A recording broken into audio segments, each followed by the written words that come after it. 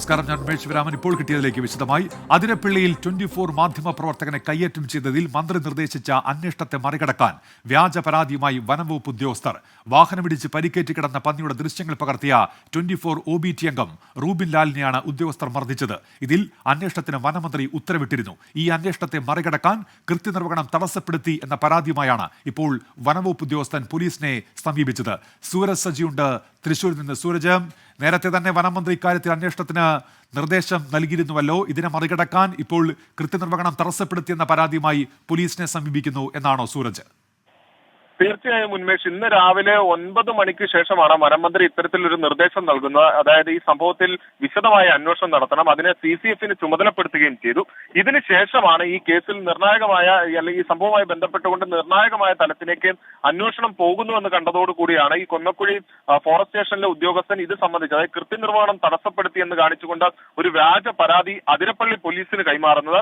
ആ പരാതിയിന്മേൽ ഈ ജാമ്യമില്ലാ വകുപ്പ് ചുമത്തി കൃത്യനിർവഹണം തടസ്സപ്പെടുത്തിയതിന്റെ പേരിൽ കേസെടുത്ത് അറസ്റ്റ് ചെയ്യണം എന്നൊരു ആവശ്യമാണ് മുന്നോട്ട് വയ്ക്കുന്നത്. ഇന്ന് രാവിലെയാണ് ഈ റോഡരികിൽ കാട്ടുപന്നി വാഹനം ഇടിച്ചു കിടക്കുന്ന അറിഞ്ഞ് റൂബിൻ ലാൽ അവിടെ എത്തുന്നതും ദൃശ്യങ്ങൾ പകർത്തുന്നു. PWD റോഡിൽ നിന്ന് ദൃശ്യങ്ങൾ പകർത്തുന്ന സമയത്ത് ഈ ഉദ്യോഗസ്ഥൻ തടയുകയായിരുന്നു. ഫോൺ തട്ടി മാറ്റുകയും പിന്നാലെ റൂബിൻ ലാൽ ഇത് ചോദ്യം ചെയ്തതോടുകൂടി റൂബിൻ ലാലിനെ മർദ്ദിക്കുകയുമായിരുന്നു. ഈ സംഭവത്തിലാണ് വിശദമായ അന്വേഷണം നടത്താൻ വനം നിർദ്ദേശിച്ചത്. പക്ഷേ ആ വനമന്ത്രിയുടെ അന്വേഷണത്തെ പോലും അട്ടിമറിക്കാനുള്ള ഒരു നീക്കമാണ് ഇപ്പോൾ ഈ ഉദ്യോഗസ്ഥരുടെ ഭാഗത്തുനിന്ന് ഉണ്ടായിരിക്കുന്നത്. അതിന്റെ ഭാഗമായിക്കൊണ്ടാണ് ഈ 12 മണിക്ക്, അതായത് വനമന്ത്രി ഈ അന്വേഷണത്തിന് നിർദ്ദേശിച്ച മണിക്കൂറുകൾക്കപ്പുറം ഈ പരാതി നൽകിയതിന്റെ ഉദ്ദേശം പോലും ഇത്തരത്തിൽ മന്ത്രി നിർദ്ദേശിച്ച അന്വേഷണം അട്ടിമറിക്കുക എന്നുള്ളതാണ്.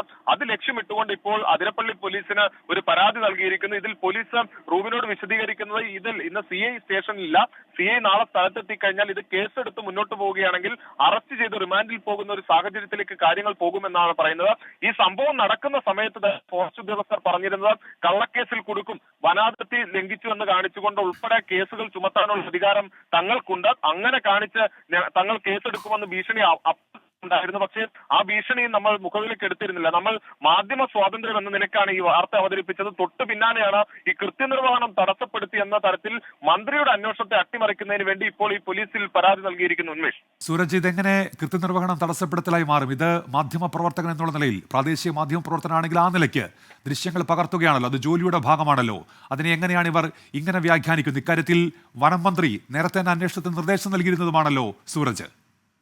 ഉന്മേഷ്, ഈ റൂബിൻ ലാൽ അവിടെ എത്തുന്നത് പോലും ഈ വനം വകുപ്പ് ഈ പന്നിയെ രക്ഷിക്കുന്നതിന്റെ ദൃശ്യങ്ങൾ പകർത്തുക എന്ന് മാത്രമായിരുന്നു നമുക്ക് ആ സമയത്തുണ്ടായിരുന്നത്. പക്ഷേ ഇതിനു മുൻപ്, അതായത് ഈ കൊന്നക്കുഴി ഫോറസ്റ്റ് സ്റ്റേഷന്റെ പരിധിയിൽ ഏതാനും ആഴ്ചകൾക്ക് മുമ്പ് കാട്ടാന ജനവാസ മേഖലയിൽ ഇറങ്ങി പലതവണ അവിടുത്തെ പ്രദേശവാസികൾ ഈ ഫോറസ്റ്റ് ഉദ്യോഗസ്ഥരെ വിളിച്ച് ഈ ആനയെ ജനവാസ മേഖലയിൽ നിന്ന് തുരത്തണമെന്ന് ആവശ്യപ്പെട്ടു. പക്ഷേ ഈ വനംവകുപ്പ് ഉദ്യോഗസ്ഥർ അങ്ങോട്ടേക്ക് എത്തിയിരുന്നില്ല. പിന്നീട് ഈ കൊന്നക്കുഴി ഫോറസ്റ്റ് സ്റ്റേഷന്റെ മുന്നിൽ ഈ ആന എത്തിയ സമയത്ത് മാത്രമാണ് ഈ ആനയെ തുരത്താൻ ഇവർ തയ്യാറായത്. ഇതിന്റെ എല്ലാ ദൃശ്യങ്ങളും നമുക്ക് കിട്ടിയിരുന്നു. ആ ദൃശ്യത്തിന്റെ അടിസ്ഥാനത്തിൽ നമ്മൾ വാർത്തകളും പ്രസിദ്ധീകരിച്ചിരുന്നു. ഇതിന്റെ ഒരു വിദ്വേഷം, അതിന്റെ ഭാഗമായി കൊണ്ട് തന്നെ ആഴ്ചകൾക്ക് മുമ്പ് ഇതേ സ്റ്റേഷനിലെ ഉദ്യോഗസ്ഥർ റൂബിൻ ലാലിനെ പരസ്യമായി അസഭ്യം പറയുന്ന ഒരു സാഹചര്യം ഉണ്ടായിരുന്നു. അതിന്റെ തുടർച്ച എന്ന നിലയിൽ തന്നെയാണ് ഇന്നത്തെ സംഭവം ഉണ്ടായിരിക്കുന്നത്. കൃത്യമായി, അതായത് PWD റോഡിൽ, അതായത് വനാതിർത്തിയിൽ പോലും നമ്മൾ പ്രവേശിച്ചിട്ടില്ല, PWD റോഡിൽ നിന്ന് ഈ ദൃശ്യങ്ങൾ പകർത്തുന്ന സമയത്താണ് ഇത്തരത്തിൽ ഒരു കയ്യേറ്റ ശ്രമം ഉണ്ടാകുന്നത്. അതിനുശേഷം കയ്യേറ്റം ഉണ്ടായി എന്ന തരത്തിൽ നമ്മൾ വാർത്തകൾ നൽകി. ആ വാർത്തയുടെ അടിസ്ഥാനത്തിലാണ് വനമന്ത്രി തന്നെ ഇടപെട്ടുകൊണ്ട് CCF ഇതിന്റെ അന്വേഷണ ചുമതല ഏൽപ്പിക്കുന്നത്. പക്ഷേ കാര്യങ്ങൾ അവിടെ നിന്ന് കൈവിട്ടു പോകുന്നു എന്ന് മനസ്സിലാക്കിയ വനംവകുപ്പ് ഉദ്യോഗസ്ഥരാണ് ഇത്തരത്തിൽ ഒരു വ്യാജ പരാതിയുമായി പോലീസിനെ സമീപിച്ചിരിക്കുന്നത്. അതിരപ്പള്ളി പോലീസിനോട് കൃത്യനിർവഹണം തടസ്സപ്പെടുത്തി എന്ന തരത്തിൽ ഒരു വ്യാജ പരാതി നൽകിക്കൊണ്ട് കൃത്യനിർവഹണം തടസ്സപ്പെടുത്തിയതിന്റെ പേരിൽ ജാമ്യമില്ലാ വകുപ്പ് ചുമത്തിക്കൊണ്ട് റൂബിൻ ലാലിനെ അറസ്റ്റ് ചെയ്യണമെന്നൊരു ആവശ്യമാണ് ഈ ഘട്ടത്തിൽ ഇവർ മുന്നോട്ട് വെക്കുന്നത്. ഏതെങ്കിലും തരത്തിൽ വനംവകുപ്പ് ഉദ്യോഗസ്ഥർക്ക് രാവിലെ കയ്യേറ്റ ശ്രമത്തിൽ ഒരു നടപടി ഉണ്ടായാൽ റൂബിനെ അതിന്റെ പേരിലായാൽ പോലും ജയിലിലേക്ക് വിടുക എന്നൊരു ലക്ഷ്യം ഇതിന് പിന്നിലുണ്ട്. കൃത്യമായി മന്ത്രി നിർദ്ദേശിച്ച അന്വേഷണം അട്ടിമറിക്കുന്നതിന് കൂടിയാണ് ഇത്തരത്തിലൊരു പരാതിയുമായി രംഗത്തെത്തിയിരിക്കുന്നത്. കാരണം മന്ത്രി 9 മണിക്ക് ശേഷമാണ് ഇത്തരം ഒരു അന്വേഷണത്തിന് നിർദ്ദേശിക്കുന്നത്. അതിന് മണിക്കൂറുകൾക്ക് ശേഷം, അതായത് ഒരു തരത്തിലും അതിനു മുൻപ് ഈ പോലീസ് സ്റ്റേഷനിൽ ഒരു പ്രാഥമികമായി പോലും ഒരു കമ്മ്യൂണിക്കേഷൻ നടന്നിട്ടില്ല. അതിനൊക്കെ മണിക്കൂറുകൾക്ക് ശേഷം മന്ത്രി അന്വേഷണത്തിന് നിർദ്ദേശിച്ച് മണിക്കൂറുകൾക്ക് ശേഷം ഒരു പരാതി സ്റ്റേഷനിൽ നൽകുമ്പോൾ തന്നെ അതിന്റെ താല്പര്യം എന്ത് എന്നുള്ളത് കൃത്യമായും പ്രകടമാകുന്നതാണ്. ഇത്തരത്തിൽ ഈ മന്ത്രി നിർദ്ദേശിച്ച അന്വേഷണത്തെ അട്ടിമറിക്കുന്നതിന് വേണ്ടി മാത്രം സൃഷ്ടിച്ച ഒരു പരാതിയാണ് ഇപ്പോൾ ഈ അതിരപ്പള്ളി പോലീസിൽ ഇത്തരത്തിൽ ഈ ഫോറസ്റ്റ് ഉദ്യോഗസ്ഥർ നൽകിയിരിക്കുന്നു. ഉന്മേഷ്, സൂരജ്, ഇപ്പോൾ ഈ വന്യജീവി ആക്രമണം എന്ന് പറയുന്നത് ഈ മേഖലയിൽ മാത്രമല്ല, അത് സംസ്ഥാനത്ത് പലയിടത്തും ഉണ്ടാകുന്നതാണ്. വനവകുപ്പിന്റെ ഭാഗത്തുനിന്ന് വീഴ്ചയുണ്ടെങ്കിൽ അത് തുറന്നു കാണിക്കുക മാധ്യമങ്ങളുടെ ഉത്തരവാദിത്തമാണ്. സമാനമായ രീതിയിലാണ് അവിടെയും പ്രാദേശികമായി നമ്മൾ നടപടി സ്വീകരിച്ചതും റൂബിൻ ലാൽ ദൃശ്യങ്ങൾ പകർത്തിയ വാർത്ത പുറത്തറിയിച്ചതുമൊക്കെ. അതിന്റെ വൈരാഗ്യം കൂടി ഈ വാർത്തയ്ക്ക് പിന്നിൽ, ഇപ്പോൾ ഈ നടപടിക്ക് പിന്നിൽ പ്രവർത്തിക്കുന്നുവെന്നാണോ സൂരജ്? തീർച്ചയായും അത്തരത്തിൽ തന്നെയാണ്. ഈ ബീറ്റ് ഓഫീസർ ജാക്സൺ, ആ ജാക്സന്റെ നേതൃത്വത്തിലായിരുന്നു രാവിലെ എല്ലാം ഇത്തരത്തിൽ ഈ അതിക്രമം ഉണ്ടായത്. കാരണം നിരന്തരമായി മനുഷ്യ വന്യജീവി സംഘർഷം ഈ അതിരപ്പള്ളി മേഖലയിൽ നിലനിൽക്കുന്നതാണ്. പക്ഷേ അവിടെ ഈ വനം വകുപ്പ് പലപ്പോഴും ഈ ആക്ട് ചെയ്യാൻ വൈകുന്നു എന്നുള്ളത് ഈ പ്രദേശവാസികളുടെ തന്നെ കാലങ്ങളായുള്ള പരാതിയാണ്. ഈ പരാതികളും ഇവരുടെ ദുരിതങ്ങളും എല്ലാം ജനങ്ങൾക്ക് മുൻപിലേക്ക് എത്തിക്കുന്നു എന്നൊരു ഒറ്റ കാരണം മാത്രമാണ് ഈ റൂബിൻ ലാലിനെതിരെയും 24-നെതിരെയും ഇത്തരത്തിൽ ഈ വനം വകുപ്പ് ഉദ്യോഗസ്ഥർക്ക് വിദ്വേഷം തോന്നുന്ന തരത്തിലേക്ക് പോകുന്നത്. അങ്ങനെ ഇരിക്കുകയാണ്. പക്ഷെ നമ്മളിത് പലപ്പോഴും പ്രകടിപ്പിക്കാറില്ല. അങ്ങനെ ഇരിക്കെ പോലും ഇന്ന് ഈ പന്നിക്ക് ഇങ്ങനെ അപകടം സംഭവിച്ചു, അപകടം പറ്റി വഴിയരികിൽ കിടക്കുന്നു കാട്ടുപന്നി എന്നറിഞ്ഞുകൊണ്ടാണ് റൂബിൻ അവിടെ എത്തുന്ന. ആ സമയത്ത് അതിനെ റെസ്ക്യൂ ചെയ്യുക, അതായത് ഇവർ റെസ്ക്യൂ ചെയ്ത് മാറ്റുന്നതിന്റെ ദൃശ്യങ്ങൾ കൂടി പകർത്തുക എന്നുള്ളതായിരുന്നു നമ്മുടെ ലക്ഷ്യം. അത് ഒരു തരത്തിലും വനം വകുപ്പിനെതിരായ വാർത്ത നൽകുക എന്നുള്ളതല്ല. പക്ഷേ ഒരു പ്രകോപനവും ഇല്ലാതെ റൂബിന്റെ കയ്യിൽ ഈ ദൃശ്യങ്ങൾ പകർത്തിയ ഫോൺ ഉണ്ടായിരുന്നു. ആ ദൃശ്യങ്ങൾ പകർത്തുന്ന ഫോൺ തട്ടിത്തെറിപ്പിക്കുന്നു. അതിനുശേഷം റൂബിന് നേരെ കയ്യേറ്റം ഉണ്ടാകുന്നു. അതാണ് ആ ദൃശ്യങ്ങളിൽ കാണുന്നത്. അതിനുശേഷമാണ് ആ കയ്യേറ്റ ശ്രമത്തെ അപലപിച്ചുകൊണ്ട് അതിനകത്ത് കൃത്യമായ ഒരു അന്വേഷണം നടക്കണമെന്നൊരു നിർദ്ദേശം വനം മന്ത്രി നൽകുന്നത്. അതിന്റെ ഗൗരവം ഉൾക്കൊണ്ടുകൊണ്ടാണ് മധ്യമേഖലാ PCF തന്നെ ഇതിന്റെ അന്വേഷണ ചുമതലയിലേക്ക് വരട്ടെ എന്ന് പറഞ്ഞുകൊണ്ട് PCF-നെ പോലും ഇതിന്റെ അന്വേഷണ ചുമതല ഏൽപ്പിക്കുന്നത്. ആ അന്വേഷണ ചുമതല ഏൽപ്പിച്ചു എന്ന് മന്ത്രി പ്രഖ്യാപിച്ച് ഔദ്യോഗികമായി പ്രഖ്യാപിച്ച് മണിക്കൂറുകൾക്ക് ശേഷമാണ് ഇത്തരത്തിൽ ഒരു കൃത്യനിർവഹണം തടസ്സപ്പെടുത്തി എന്ന് പറഞ്ഞുകൊണ്ട് ഒരു പരാതി അതിരപ്പള്ളി പോലീസിൽ നൽകിയിരിക്കുന്നത്. അതോടൊപ്പം തന്നെ ഈ പോലീസ് സ്റ്റേഷനുമായി നമ്മൾ ബന്ധപ്പെട്ടപ്പോൾ പറയുന്നത് വനം വകുപ്പ് അതോടൊപ്പം തന്നെ ഒരു കേസ് കൂടി ചുമത്താൻ ഈ ഘട്ടത്തിൽ ആലോചിക്കുന്നുണ്ട് എന്നുള്ളതാണ് ഈ പോലീസിൽ നിന്ന് നമുക്ക് ലഭിക്കുന്ന വിവരം. വനാതിർത്തി ലംഘിച്ചു എന്ന് പറഞ്ഞുകൊണ്ട് ഒരു കേസ് കൂടി ജാമ്യമില്ലാ വകുപ്പ് പ്രകാരം ചുമത്താൻ പറ്റുമോ എന്ന് അവർ പരിശോധിക്കുന്നുണ്ട് എന്ന കാര്യം ഈ പോലീസിനോട് വ്യക്തമാക്കി എന്ന കാര്യം പോലീസ് നമ്മളോട് അറിയിക്കുന്നുണ്ട്. അങ്ങനെ ഏതൊക്കെ തരത്തിൽ വ്യാജ കേസുകൾ ഉപയോഗപ്പെടുത്തിക്കൊണ്ട് ഈ റൂബിൻ ലാലിനെതിരെ നീങ്ങാൻ കഴിയുമോ അത്തരത്തിലെല്ലാം നീങ്ങുന്നു. മന്ത്രി നിർദ്ദേശിച്ച അന്വേഷണം തടസ്സപ്പെടുത്തുക എന്നൊരു ലക്ഷ്യം മാത്രമാണ് ഈ ഘട്ടത്തിൽ ഈ വനം വകുപ്പ് ഉദ്യോഗസ്ഥനായിട്ടുള്ള ജാക്സന്റെ നേതൃത്വത്തിലുള്ള ഈ ഉദ്യോഗസ്ഥർ ചെയ്തുകൊണ്ടിരിക്കുന്നത്. ഉന്മേഷ്, സൂരജ് സജിയാണ് തൃശ്ശൂരിൽ നിന്ന് വാർത്തയുടെ വിശദാംശങ്ങൾ നൽകിയത്. വനംവകുപ്പിന്റെ ഭാഗത്തുനിന്ന് പ്രതികാര നടപടി ഉണ്ടാകുന്നു. ആം ആദ്മി പാർട്ടിക്കും നേതാക്കൾക്കുമെതിരെ വീണ്ടും ഗുരുതര ആരോപണവുമായി സ്വാതി മാലിവാൾ MP. ആം ആദ്മി പാർട്ടി നേതാക്കളിൽ നിന്ന് വധഭീഷണിയും ബലാത്സംഗ ഭീഷണിയും നേരിടുന്നു എന്നാണ് ആരോപണം. പാർട്ടി വ്യക്തിഹത്യ നടത്തുന്നുവെന്നും സ്വാതി മാലിവാൾ. നിതിൻ അംബുജനുണ്ട് ഡൽഹിയിൽ നിന്ന്. നിതിൻ, എന്താണ് സ്വാതിയുടെ ആരോപണം? നിതിൻ. ഉന്മേഷ്, ഗുരുതരമായ ആരോപണമാണ് ഏറ്റവും ഒടുവിലായി സ്വാതി മലിവാൾ ഇപ്പോൾ ഉന്നയിക്കുന്നത്. ആം ആദ്മി പാർട്ടി നേതാക്കളിൽ നിന്ന് വധഭീഷണിയും അതോടൊപ്പം തന്നെ ബലാത്സംഗ ഭീഷണിയും നേരിടുന്നു. കൂടാതെ അപായപ്പെടുത്താനുള്ള ശ്രമം ആം ആദ്മി പാർട്ടി നേതാക്കൾ നടത്തുന്നുവെന്നും ഇപ്പോൾ ആരോപിക്കുന്നു.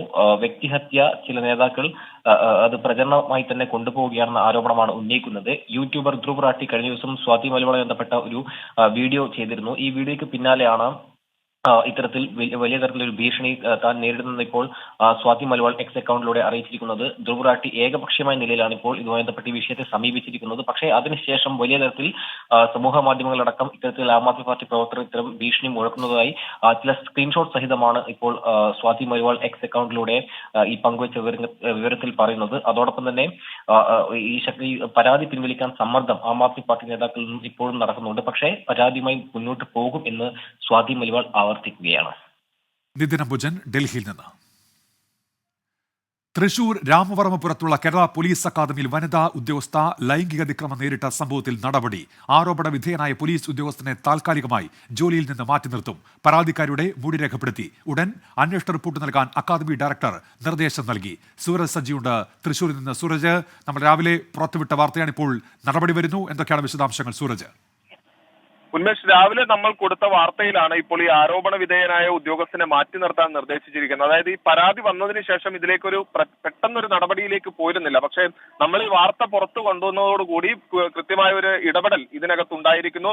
ആ ആരോപണ വിധേയനായ ഉദ്യോഗസ്ഥനെ മാറ്റി നിർത്താൻ തീരുമാനിച്ചിരിക്കുന്നു. അതോടൊപ്പം തന്നെ ഇതിന്റെ ഒരു ഇന്റേണൽ സമിതി ഉണ്ട്. അക്കാദമിയുടെ ഭാഗമായിട്ട് ഇത്തരം പരാതികൾ പരിശോധിക്കുന്ന ഇന്റേണൽ സമിതി ഇത് സംബന്ധിച്ച് എത്രയും പെട്ടെന്ന് അന്വേഷണം നടത്തി ഒരു റിപ്പോർട്ട് സമർപ്പിക്കാനാണ് നിർദ്ദേശിച്ചിരിക്കുന്നത്. ഇതിന്റെ ഭാഗമായിക്കൊണ്ട് തന്നെ ഈ പരാതിക്കാരിയുടെ മൊഴി ഇതിനോടകം തന്നെ രേഖപ്പെടുത്തുകയും അത് രേഖാമൂലം എഴുതി വാങ്ങുകയും ചെയ്തിട്ടുണ്ട്. അതോടൊപ്പം തന്നെ ഈ സഹപ്രവർത്തകർക്കിടയിൽ വന്ന ഒരു സംഭവമായതുകൊണ്ട് തന്നെ അതിന്റെ ഗൗരവത്തിൽ കൂടുതൽ ആളുകളുടെ മൊഴി ഉൾപ്പെടെ രേഖപ്പെടുത്തിക്കൊണ്ട് ഈ ഇന്റേണൽ അന്വേഷണം പൂർത്തിയാക്കാനാണ് തീരുമാനിച്ചിരിക്കുന്നത്. എന്തായാലും ഈ ഇന്റേണൽ അന്വേഷണത്തിന്റെ പ്രാഥമികമായുള്ള നിഗമനത്തിൽ പോലും ഈ പരാതിയിൽ കഴമ്പുണ്ട് എന്ന് കണ്ടെത്തി എന്നുള്ള ഒരു സൂചനയാണ് നമുക്ക് ഈ ഘട്ടത്തിൽ ലഭിക്കുന്നത്. എന്തായാലും ഈ 17-ാം തീയതി തുടങ്ങി 3 ദിവസങ്ങളിലായിരുന്നു ഇത്തരത്തിൽ ഈ പോലീസ് അക്കാദമിക്കകത്ത് വനിതാ പോലീസ് ഉദ്യോഗസ്ഥ ഇത്തരത്തിൽ ലൈംഗിക അതിക്രമത്തിന് ഇരയാകുന്നത്. 3 തവണയും ഓഫീസിലേക്ക് പല ആവശ്യങ്ങൾ പറഞ്ഞ് വിളിച്ചു വരുത്തിയ ശേഷം ഈ ഉദ്യോഗസ്ഥൻ ലൈംഗിക അതിക്രമം നടത്തുകയും അതിനുശേഷം ഈ അവധിയിൽ പോയ വനിതാ ഉദ്യോഗസ്ഥ വീട്ടിലെത്തിയതിനു ശേഷം വലിയ മാനസിക സംഘർഷത്തിലേക്ക് പോവുകയും പിന്നാലെ പരാതി നൽകുകയുമായിരുന്നു. ഉന്മേഷ്,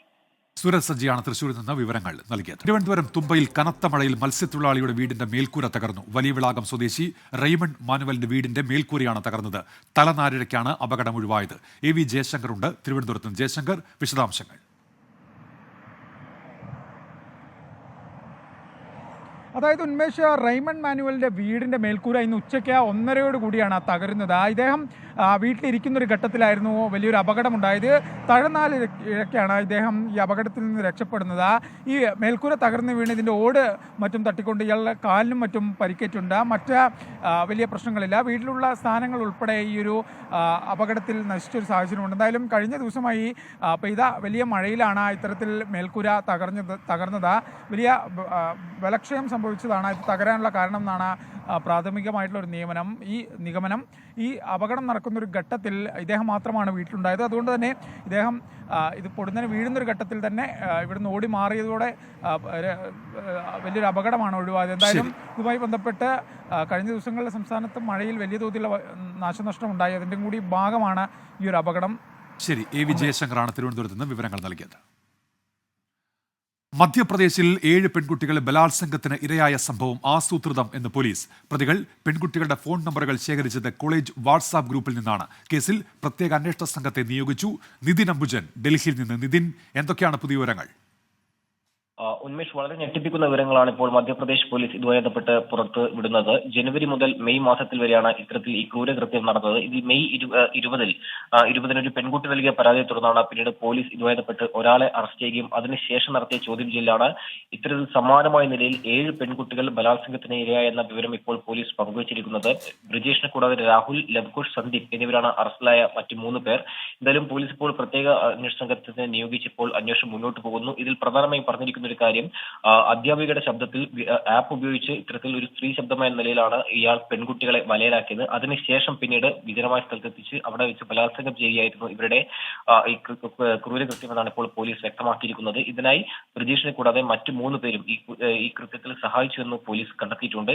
ഇതിൽ കൂടുതൽ പേർ ഉൾപ്പെട്ടിട്ടുണ്ടോ എന്ന കാര്യങ്ങളെല്ലാം തന്നെ പോലീസ് അന്വേഷിച്ചു വരുന്നുണ്ട്. ഒരു പക്ഷേ അതിജീവികളുടെ എണ്ണം കൂടാം എന്നാണ് ഇപ്പോൾ പോലീസ് വ്യക്തമാക്കിയിരിക്കുന്നത്. നിതിൻ അംബുജൻ ഡൽഹിയിൽ നിന്ന്. അന്തർ സംസ്ഥാന വാഹന മോഷ്ടാക്കൾ കൊച്ചിയിൽ പിടിയിലായി. 4-അംഗ സംഘമാണ് കൂത്താട്ടുകുളം പോലീസിന്റെ പിടിയിലായത്. എബിൻ ജോസ് കൊച്ചിയിൽ നിന്ന്. എബിൻ, വിവരങ്ങൾ. ഉന്മേഷ്, ഈ മാസം 12-ന് കൂത്താട്ടുകുളം മണ്ണത്തൂർ വട്ടക്കാവിൽ ബാബു എന്നയാളുടെ ലോറി മോഷ്ടിച്ചതുമായി ബന്ധപ്പെട്ട കേസിലാണ് ഇപ്പോൾ അന്തർ സംസ്ഥാന മോഷ്ടാക്കൾ പിടിയിലായത്. ഇവർ ഈ മാസം 12-ന് കൂത്താട്ടുകുളം മണ്ണത്തൂരിലെത്തി ഈ ബാബുവിന്റെ ലോറിയുമായി കടന്നു കളയുകയായിരുന്നു. പിന്നീട് പ്രത്യേക അന്വേഷണ സംഘം പാലക്കാട് എത്തിയാണ് പ്രതികളെ അറസ്റ്റ് ചെയ്തത്. പ്രതികൾ നിരവധി കേസുകളിൽ മുൻപും പ്രതികളായിട്ടുണ്ട്. അതായത് കഞ്ചാവ് കടത്ത്, അടിപിടി, അതുപോലെ തന്നെ വാഹനമോഷണം ഉൾപ്പെടെയുള്ള നിരവധി കേസുകളിൽ ഇവർ പ്രതികളാണ്. ഏതായാലും പ്രതികളെ 4 പേരെയും കൂത്താട്ടുകുളം പോലീസാണ് അറസ്റ്റ് ചെയ്തത്. ഉന്മേഷ്, എബിൻ ജോസ് ആണ് കൊച്ചിയിൽ നിന്ന് വിവരങ്ങൾ നൽകിയത്.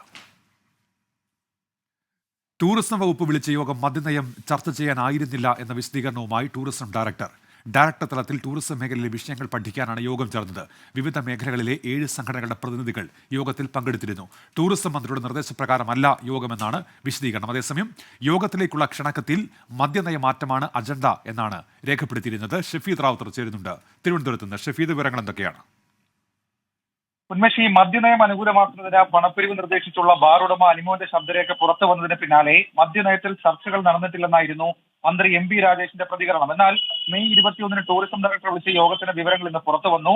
യോഗ വിവരം അറിയിച്ച് യോഗത്തിന്റെ ഓൺലൈൻ ലിങ്കും ചേർത്ത് ടൂറിസം ഡെപ്യൂട്ടി ഡയറക്ടർ ഇമെയിൽ അയച്ചിരുന്നു. ഇതിൽ പറയുന്നത് മദ്യനയം ചർച്ച ചെയ്യാൻ ആണ് ഈ യോഗം എന്നുള്ളതാണ്.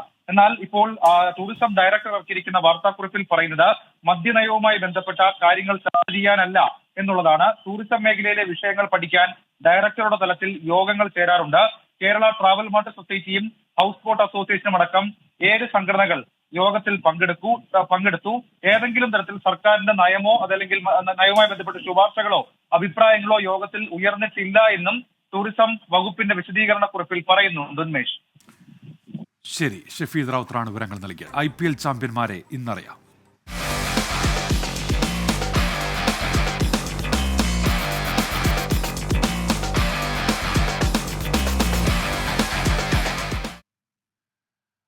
IPL final Kolkata night Riders Sunrisers ഹൈദരാബാദിനെ നേരിടും. ചെന്നൈയിലാണ് മത്സരം. ചെന്നൈ ചെപ്പോക്ക് സ്റ്റേഡിയത്തിൽ നിന്ന് അനിൽ വാസുദേവ് ഇപ്പോൾ ചേരുന്നുണ്ട്. അനിൽ, ഇനി മണിക്കൂറുകൾ മാത്രമേ ഉള്ളൂ. എത്രത്തോളം കളിയാവേശം അവിടെ? വിവരങ്ങൾ എന്തൊക്കെയാണ്?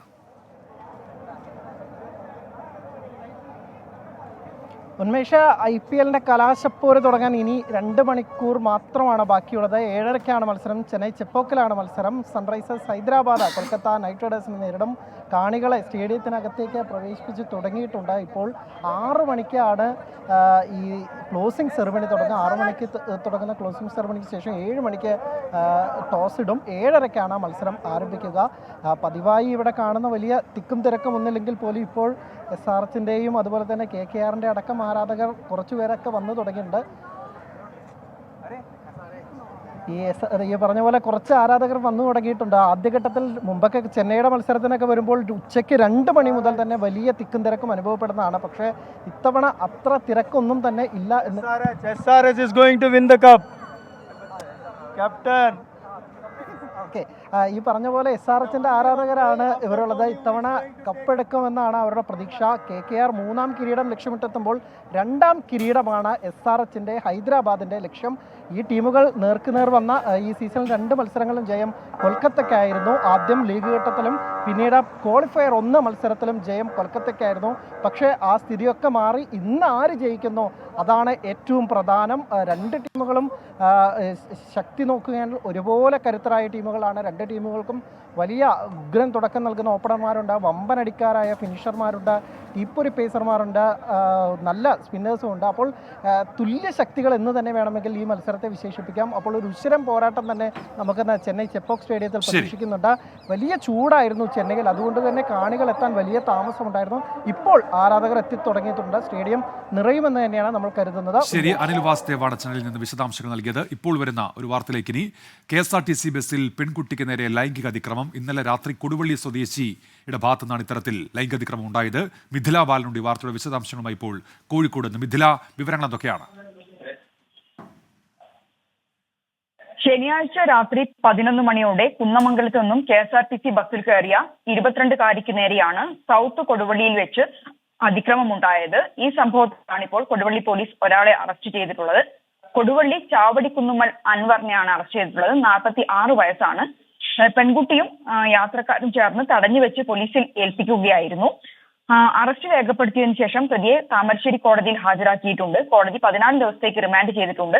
ഞാൻ സൂചിപ്പിച്ചതുപോലെ തന്നെ ശനിയാഴ്ച രാത്രി 11 മണിയോടെ കുന്നമംഗലത്ത് നിന്നും KSRTC ബസ്സിൽ കയറിയ ഈ 22-കാരിക്ക് നേരെ സൗത്ത് കൊടുവള്ളിയിൽ വെച്ചാണ് ഇത്തരമൊരു അതിക്രമം നേരിടേണ്ടി വന്നത്. ശരി മിഥില ബാലൻ കോഴിക്കോട് നിന്ന്. ഇപ്പോൾ പ്രതിയുടെ ദൃശ്യങ്ങളാണ് പ്രേക്ഷകർക്ക് കാണാൻ കഴിയുന്നത്. കഴിഞ്ഞ ദിവസമാണ് ഈ സംഭവം ഉണ്ടായത്. ഇതിലാണിപ്പോൾ നടപടി ആയിരിക്കുന്നത്. കൊടുവള്ളി സ്വദേശിയാണ് പോലീസിന്റെ പിടിയിലായിരിക്കുന്നതെന്നാണ് മനസ്സിലാക്കാൻ കഴിയുന്നത്. ആ ദൃശ്യങ്ങളാണ് പ്രേക്ഷകർ ഇപ്പോൾ കാണാൻ കഴിയുന്നത്.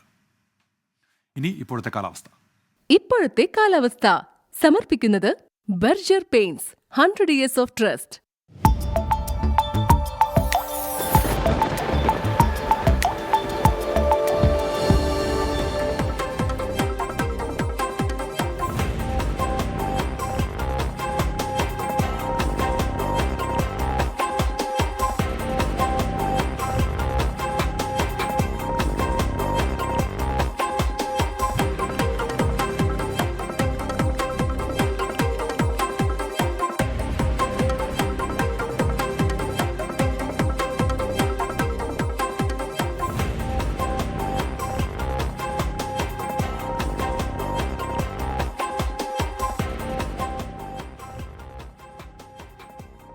ലോകത്തെവിടെയായാലും ഏത് സമയത്തും 24 വാർത്തകളും ഓഗ്മെന്റഡ് റിയാലിറ്റി പാക്കേജുകളും എക്സ്പ്ലെയിനറുകളും വിശദമായി കാണാൻ ഞങ്ങളുടെ യൂട്യൂബ് ചാനൽ നിങ്ങൾക്ക് സബ്സ്ക്രൈബ് ചെയ്യാം.